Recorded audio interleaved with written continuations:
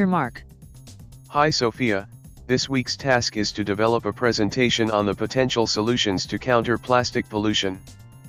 You can conduct research and also maybe get help from your dad.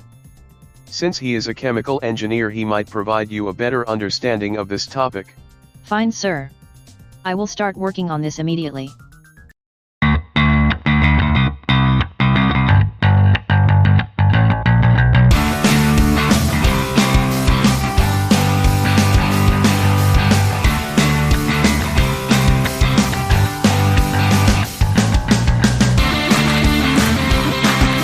Hey Dad.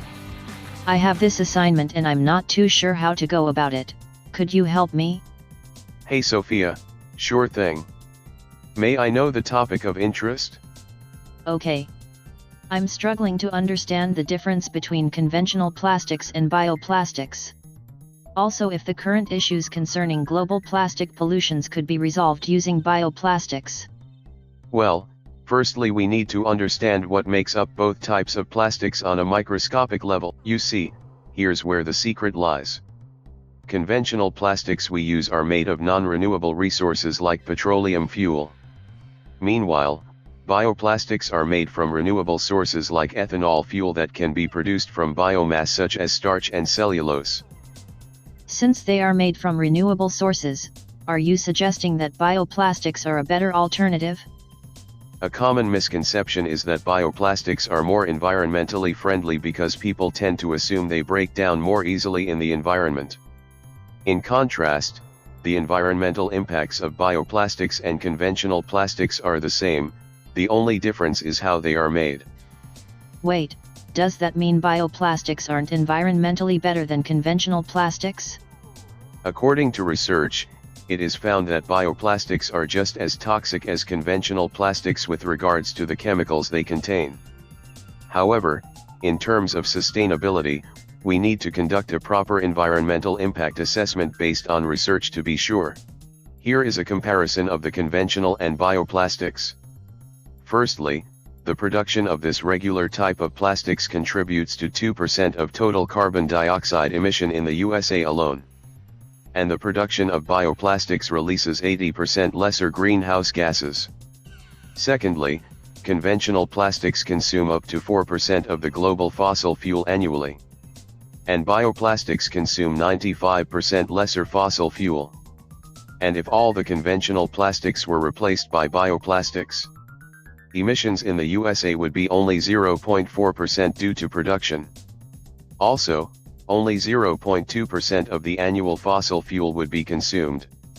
This would reduces 82 million metric tons of CO2 emissions annually while consuming 570 million metric tons of lesser fossil fuels.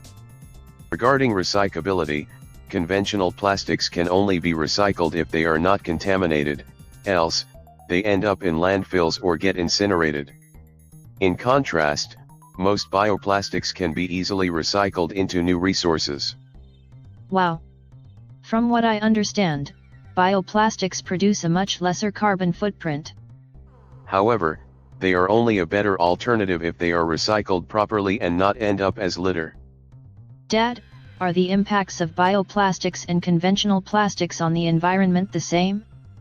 If not managed properly, bioplastics tend to stick around longer than conventional plastics. For example, pure PLA, a type of bioplastic, does not seem to biodegrade at all in seawater.